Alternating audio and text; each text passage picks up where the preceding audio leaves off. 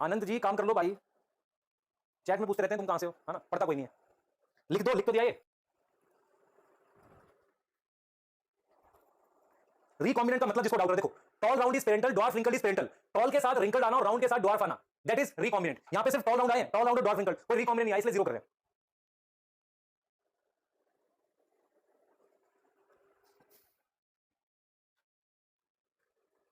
मेरी चार पांच बातें समझो ध्यान से। लिंकेज का मतलब क्रोमोसोम का, सॉरी फैक्टर्स का एक ही क्रोमोसोम पे होना।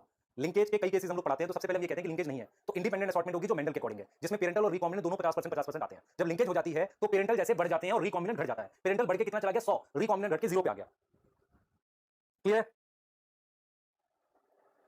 देखो ये देखो, यहां पर लिंकेज है और अभी क्रॉसिंग ओवर नहीं हुई, क्रॉसिंग ओवर करूंगा जब देखना। यहां लिंकेज है, जरा ये देखो, यहां लिंकेज नहीं है, टी और आर अलग अलग क्रोमोसोम पे, तो मेरे पास इसकी वजह से पेरेंटल कितने आ गए 50, रिकॉम्बिनेंट 50। रिकॉम्बिनेंट का मतलब देखो, यहां टॉल राउंड ड्वार्फ रिंकल है, तो टॉल के साथ रिंकल आना, ड्वार्फ के साथ राउंड आना, ये रिकॉम्बिनेंट होता है। कहां गया ये दोनों, देख लो, टॉल के साथ रिंकल, ड्वार्फ के साथ। और देखो इसको कैसे लिखा है, ये देखो यहां पे दोनों स्मॉल आ रहे हैं, यहां पे दोनों स्मॉल टी है, ये रिकॉम्बिनेंट है। क्लियर है?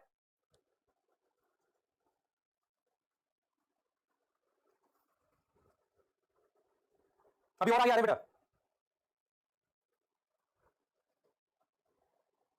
ठीक है आगे चलें, तीसरा केस तो देख लो। हाँ, नहीं तो फिर मैं पूछूंगा कितने प्रतिशत भारतीय पढ़ाने के बाद भी जानबूझ के रिपीट शब्द का प्रयोग करते हैं। 5%, 10%, 40%, 80%। आगे आ जाओ, चलो कोई आ जाओ, आगे आओ। देखो मैंने क्या समझाया अभी तक, मैंने समझाया कि हम टेस्ट क्रॉस के द्वारा लिंकेज की पढ़ाई कर रहे हैं। टेस्ट क्रॉस क्या होता है, हेटेरोजाइगस को आप रिसेसिव पेरेंट से क्रॉस कराते हैं। अगर हमारे पास इंडिपेंडेंट असॉर्टमेंट है, इसका मतलब वो अलग अलग किस पर प्रेजेंट है, अलग अलग मेरे पास किस पे क्रोमोसोम पे प्रेजेंट है, तो उसे हम इंडिपेंडेंट असॉर्टमेंट कहते हैं। तो इंडिपेंडेंट असॉर्टमेंट जो है मेरे पास अलग अलग क्रोमोसोम पे इसलिए होती है। अब हमने क्या कर दिया, सुन लो ध्यान से बेटा, हमने क्या किया कि अलग अलग क्रोमोसोम पे है तो उसे हमने इंडिपेंडेंट असॉर्टमेंट का नाम दे दिया। अब हम कह रहे थे कि अगर एक ही क्रोमोसोम पे तो लिंकेज है, तो उसमें क्या हुआ, पेरेंटल की प्रतिशत बढ़ गई। पेरेंटल क्या होता है, जिनके बीच में क्रॉस कराया, रिकॉम्बिनेंट नया कॉम्बिनेशन होता है। तीसरे केस की बात कर लेते हैं, लिंकेज है और क्रॉसिंग ओवर होगी, तो देख लो भाई। Clear? Capital T small t, capital R small r, this is for linkage. और ये जीवन फेज की बात कर रहे हैं। Capital T small T small t, capital R small are small r. अब देख रहे हो ये क्या हुआ है, इसमें ये दोनों सिस्टर क्रोमेटिन है। This is G2 phase. अब क्रॉसिंग ओवर हो, ये देखो क्रॉसिंग ओवर कैसे हुई है। ये कैपिटल टी आर तो ऐसे ही रहेगा, यहां पे मेरे पास कैपिटल टी है, ठीक है, और यहां मेरे पास क्या बेटा स्मॉल टी, ये स्मॉल आर है, यहां क्या था स्मॉल टी और यहां क्या था बेटा, हाँ हाँ देखो यहां पर कैपिटल टी है और यहां क्या बेटा कैपिटल आर है। देखो यहां पर मेरे पास देखो, ये कैपिटल टी, यहां स्मॉल टी, यहां मेरे पास स्मॉल आर है, तो ये स्मॉल आर हो गया, कैपिटल आर हो गया, दिख रहा है। तो ये आर्म्स के बीच में इसे क्रॉसिंग ओवर कह रहे हैं। अगर आप क्रॉसिंग ओवर की वजह से रिजल्ट देखो तो आपको क्लियर एकदम समझ आएगा। कैपिटल टी आर आ गया, यहां कैपिटल टी तो है, यहां स्मॉल आर आ गया, यहां आपके पास स्मॉल टी है, यहां देखो ग्रीन वाला आ गया, कैपिटल आर आ गया, और यहां आपका स्मॉल टी है, स्मॉल आर आ गया। क्या चार टाइप के गैमेट्स नहीं बन गए फिर से, टी आर, ये रहा टी स्मॉल आर, ये स्मॉल टी कैपिटल आर और स्मॉल टी स्मॉल आर। अगर आप ध्यान से देखो ये बीच वाले दोनों ये रिकॉम्बिनेंट है, देख रहे हो, देखो मैंने क्या किया, यहां कैपिटल टी है, यहां स्मॉल टी, ये ऐसे एक्सचेंज हो गया इस तरीके से, देखो ये ऐसे एक्सचेंज हुआ यहां पर, ये तो यहां पर क्या हो गया स्मॉल आर, यहां कैपिटल आर, यहां इसकी वजह से क्या हुआ, देखो capital T capital T small R आ गया, ये स्मॉल आर जो यहां था ये इधर आ गया और कैपिटल आर इधर आ गया। तो मेरे पास ये और ये दोनों इधर साइड वाले, और ये किसके बीच में हो रहा है, ये दोनों क्या है बेटा नॉन सिस्टर। अरे आ रहा है समझ, इनके बीच में एक्सचेंज हुआ। तो मेरे पास ये तो पहले से बन रहे थे दोनों, ये कैपिटल टी आर ये वाला और ये वाला, मैं कलर चेंज करता हूं थोड़ा और अच्छा लगेगा आपको। तो ये तो मेरे पास पहले से थे, capital T capital R small r ये थे ही, लेकिन ये रिकॉम्बिनेंट है। ये क्या है रिकॉम्बिनेंट, ये मेरे पास क्या है पेरेंटल, देख लो। तो capital T capital R small r ये तो पहले से गैमेट थे, ये वाले नए बने। तो नए कब बनते हैं, क्रॉसिंग ओवर से। तो आपको एक चीज समझ आनी चाहिए कि क्रॉसिंग ओवर एक तरीके से ये वाले रिकॉम्बिनेंट बनाएंगे, बेटा क्रॉस बनाऊंगा तो क्रॉसिंग ओवर रिकॉम्बिनेंट बनाता है और लिंकेज क्या करता है पेरेंटल बनाता है। तो अब देखो आप खुद देखो जरा ध्यान से, तो इनके बीच में आप समझ पा रहे हो, इनके बीच में ऐसे एक्सचेंज हुआ, उसकी वजह से ये बन गए जिसे रिकॉम्बिनेंट बनाएंगे आगे जाके। तो इसका मतलब ये हुआ कि अगर लिंकेज हो और क्रॉसिंग ओवर हो जाए तो मुझे फिर से रिकॉम्बिनेंट वाले मिल सकते हैं। समझ रहे हो, व्हाट इज लिंकेज, एक साथ होना, उससे होगा क्या, पेरेंटल बढ़ जाएंगे, रिकॉम्बिनेंट घट जाएंगे। What is crossing over, non sister chromatid के बीच में एक्सचेंज होना। आपने शायद अगर मियोसिस ध्यान से सुना हो, क्रोमोसोम को साथ लाए ही हम क्रॉसिंग ओवर करने के लिए थे, और वो भी किसमें, नॉन सिस्टर में। तो इन दोनों में क्रॉस करा के हम यहां क्रॉस करा रहे हैं, इन दोनों में क्रॉस करा के इनको हम क्या कर रहे हैं, एक्सचेंज करा रहे हैं। क्लियर है, और हमारे पास देखो रिकॉम्बिनेंट बन गया। तो अगर मैं इसका टेस्ट क्रॉस दिखाऊं आपको, तो मेरे पास अगर क्रॉसिंग ओवर नहीं होती तो यही दोनों गैमेट बनते, लेकिन क्रॉसिंग ओवर हो गई तो ये दो गैमेट और बन गए, कैपिटल टी के साथ स्मॉल आर और स्मॉल टी के साथ कैपिटल आर, ये दोनों एक्स्ट्रा बन गए ड्यू टू क्रॉसिंग ओवर। ये दोनों बेटा हमारे पास ये दोनों गैमेट ये ड्यू टू क्रॉसिंग ओवर बने हैं। अगर मैं इसमें इसके गैमेट फिल कर दूं स्मॉल आर, देखो फिल कर दिया मैंने ये वाला, तो ये टॉल राउंड हो गया जो क्या है पेरेंटल, ड्वार्फ रिंकल्ड पेरेंटल, ये भी पेरेंटल, और ये दोनों क्या हो गए रिकॉम्बिनेंट। तो रिकॉम्बिनेंट का क्या नाम लिखूंगा मैं, लिख लो खुद से, अब तो लिख सकते हो। तो ये मेरे पास क्या है बेटा टॉल राउंड है, आप समझ लो। तो मैंने यहां पर क्या लिखा समझो, मैं यहां पर लिख रहा हूं कि linkage present and crossing over कर, क्रॉसिंग ओवर हो गई तो उसकी वजह से क्या हुआ वो लिखने जा रहा हूं मैं। तो मैं यहां पर लिख रहा हूं, ध्यान सुनोगे, मैं लिख रहा हूं यहां पर कि linkage present and crossing over occur due to which number of recombinant increase, number of recombinant बढ़ जाएंगे। तो आपके दिमाग में क्या पढ़ना चाहिए, दिमाग में क्या बैठना चाहिए? लिंकेज। लिंकेज की वजह से, लिंकेज क्या होता है? जीन्स एक साथ प्रेजेंट हो तो लिंकेज क्या होगा? अगर वो साथ प्रेजेंट है, साथ प्रेजेंट है, उसे लिंकेज कहते हैं। तो लिंकेज की वजह से, ध्यान सुनिए बेटा, लिंकेज की वजह से ये साथ आएंगे, ठीक है, पेरेंटल ज्यादा आएंगे, ये वाले ज्यादा आएंगे और रिकॉम्बिनेंट नहीं आएंगे। लेकिन अगर क्रॉसिंग ओवर होगी तो फिर से रिकॉम्बिनेंट आएंगे। तो आपको ये समझ में आना चाहिए कि क्रॉसिंग ओवर रिकॉम्बिनेंट की परसेंटेज बढ़ाती है। ये तीन अलग अलग केसेस थे जिनको मैंने समझाया। पहला कि हमने बोला कि रिकॉम्बिनेंट, सॉरी, पहला हमने बोला इंडिपेंडेंट असॉर्टमेंट लिंकेज नहीं है, तो उसमें 50% पेरेंटल 50% रिकॉम्बिनेंट। दूसरा हमने बोला कि लिंकेज है पर क्रॉसिंग ओवर नहीं हो रही है, उसमें हमने कहा कि भाई 100% हमारे पास क्या है, पेरेंटल, 0% रिकॉम्बिनेंट। इसका मतलब लिंकेज की वजह से रिकॉम्बिनेंट नहीं बनते। लेकिन लिंकेज को ओवरकम कौन कर सकता है? ओवरकम मतलब लिंकेज को खत्म कौन कर सकता है? लिंकेज को खत्म कर सकता है कौन? क्रॉसिंग ओवर खत्म कर सकता है। तो लिंकेज खत्म हो जाएगा किसकी वजह से? क्रॉसिंग ओवर की वजह से। ये बात समझ में आई? जल्दी बताओ बेटा, जल्दी बताओ मुझे। परसेंटेज पे बात करूंगा, परसेंटेज पे बात नहीं, परसेंट पे बात करूंगा बेटा।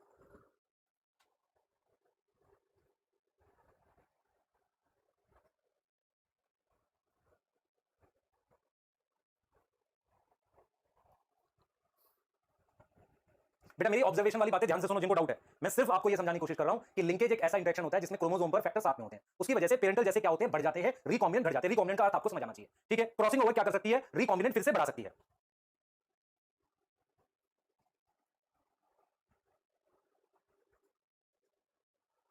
अच्छा एक बार मैं रिपीट कर रहा हूं, मैं स्टेटमेंट रिपीट कर रहा हूं, देखो मेरी स्टेटमेंट आप बहुत ध्यान से सुनेंगे। हमारे पास क्या होता है बेटा, लिंकेज का मतलब होता है एक ही क्रोमोसोम पे फैक्टर्स का होना। यदि एक ही क्रोमोसोम पे फैक्टर है तो उसकी वजह से वो साथ जाने की कोशिश करेंगे। उन्हें अलग अलग कौन कर सकता है? Crossing over. तो अगर वो साथ चले जाते हैं तो पेरेंटल टाइप बढ़ जाती है, और उन्हें अगर अलग अलग कर सकते हैं तो रिकॉम्बिनेंट बढ़ सकता है। ये चीज आपको समझ आनी चाहिए। तो अगर आपसे पूछे कोई कि लिंकेज होता क्या है, तो आप लिखो लिंकेज का मतलब है कि दो अलग अलग कैरेक्टर के जो फैक्टर या जीन है वो सेम क्रोमोसोम पे है, उसकी वजह से वो साथ मूव करते हैं। तो क्या कोई तरीका है इस चीज से ओवरकम करने का? आप कहोगे क्रॉसिंग ओवर। क्रॉसिंग ओवर जो होता है वो नॉन सिस्टर क्रोमैटिड में होता है, तो हम उससे क्या कर सकते हैं? लिंकेज के रिजल्ट को ओवरकम कर सकते हैं। लिंकेज अगर होगा तो पेरेंट जैसे ओरिजिनल कॉम्बिनेशन, ओरिजिनल मतलब जब वो साथ थे, वो बढ़ जाएंगे और रिकॉम्बिनेंट घट जाएगा।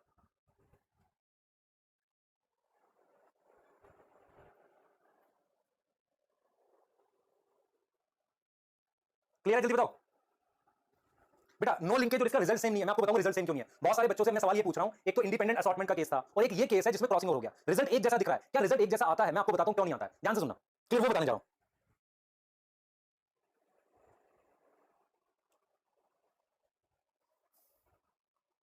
बेटा फर्स्ट और थर्ड का रिजल्ट सेम नहीं आएगा, रीजन बताऊंगा अभी, वो बताने जा रहा हूं।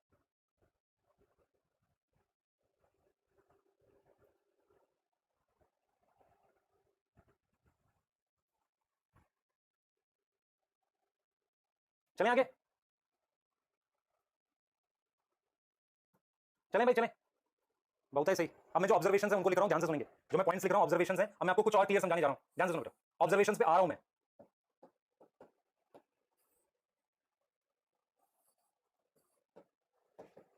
ठीक है? ऑब्जर्वेशन पे आ रहा हूं, ध्यान से सुनो। ऑब्जर्वेशन क्या है आप देखो इस टॉपिक की। सबसे पहले क्या होता है, लिंकेज जो होगी इफ एब्सेंट है then it is case of independent assortment, ठीक है? Due to linkage parental combination, parental is also known as non recombinant, non recombinant will increase and recombinant will decrease. मैं फर्स्ट और third case को compare करूंगा अभी। दूसरा भाई, दूसरा ड्यू टू लिंकेज बताई हमने, ठीक है? Parental non parental. अच्छा नेक्स्ट बात करते हैं। Observation linkage absent then it case of independent assortment. Observation next बेटा, नेक्स्ट नेक्स्ट है हमारे पास crossing over can overcome effect of linkage. This means it can increase recombinant and decrease parental. अब जरा आगे की कहानी समझो, फर्स्ट और थर्ड में डिफरेंस देखो, ध्यान से देखना बेटा। फर्स्ट और थर्ड में डिफरेंस पे बता रहा हूं, ध्यान से देखो। मैं आपसे एक सिंपल सी बात पूछूंगा, उसका आंसर करना, आपको डिफरेंस अपने आप मिल जाएगा। ध्यान से देखना, मुझे देख के बताना, खुद से, मुझे खुद से देख कर बताना बेटा कि कहां हमारे पास किस केस में, एक बार देखो ध्यान से जो मैं ड्रॉ कर रहा हूं। Capital A, capital B, capital A, small A, ये G2 का बना रहा हूं मैं। देखो ये G2 का बना रहा हूं, ये G2 है बेटा।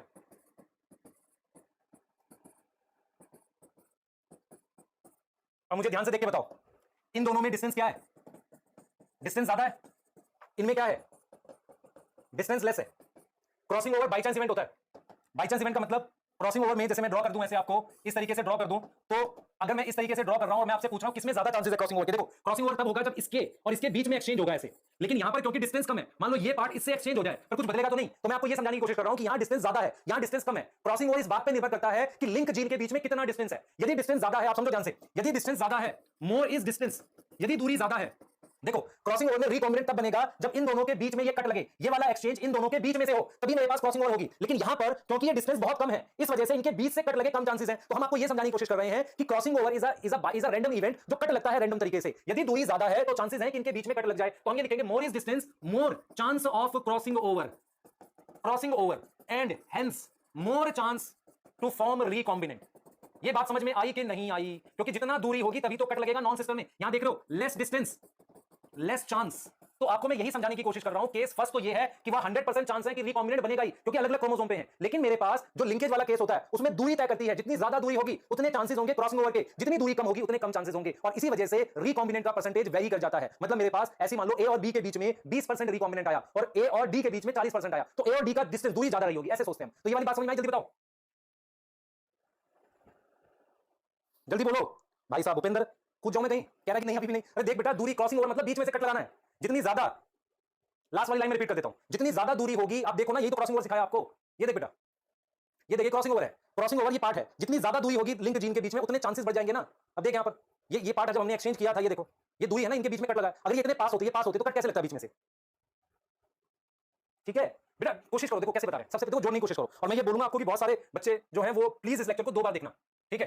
क्लियर आएगा समझ में, क्योंकि मैंने पूरा प्रॉपर समझा रहा हूं डायग्राम्स के थ्रू। देखो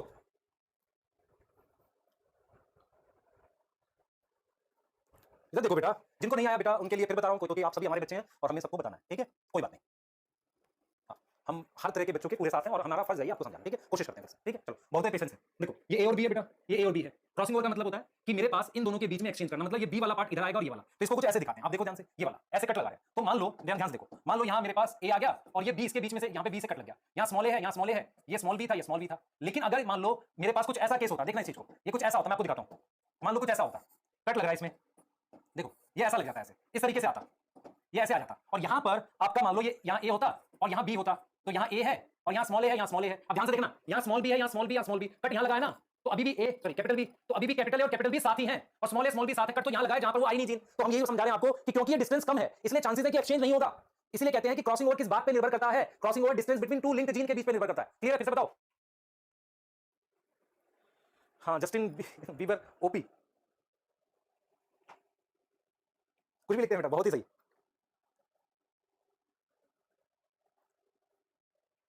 मैं रिपीट कर दूं एक बार, मैंने क्या बोला था? मैंने ये ऑब्जर्वेशन देख लो, एक बार ऑब्जर्वेशन देखो, ध्यान से देखो। देखो हम ये कह रहे हैं, देखो लिंकेज मींस हाउ क्लोजली, ये ऑब्जर्वेशन है, ध्यान रखना, how closely two genes are present. ठीक, क्लियर, शाबाश, कितनी पास है? ड्यू टू लिंकेज क्या बढ़ जाता है? पेरेंटल टाइप बढ़ गया और रिकॉम्बिनेंट घट गया। ठीक, तो इसका मतलब linkage is inversely proportional to recombinant. यहां पर लिंकेज शब्द का मतलब, यहां पर लिंकेज का meaning how closely two genes are present. कितनी पास हैं दो जीन? समझ में आया? अब देखो, जितनी क्रॉसिंग ओवर, ठीक है, is directly proportional to recombinant, मतलब more chance of crossing over, more recombinant form. ये लिख दिया आपके लिए, ठीक है? क्लियर?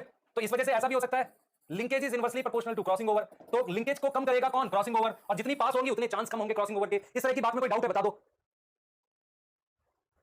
बता दो भाई, बता दो, ठीक है, बता दो, हाँ हाँ, जल्दी बता दो। कुछ तो ऐसे हैं जिनको मतलब बिना शायरी सुने मजा ही नहीं आता।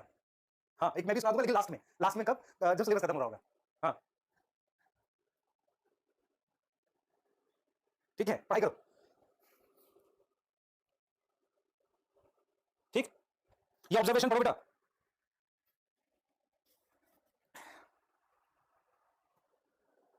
ये ऑब्जर्वेशन पढ़ो, हाँ, चलें आगे।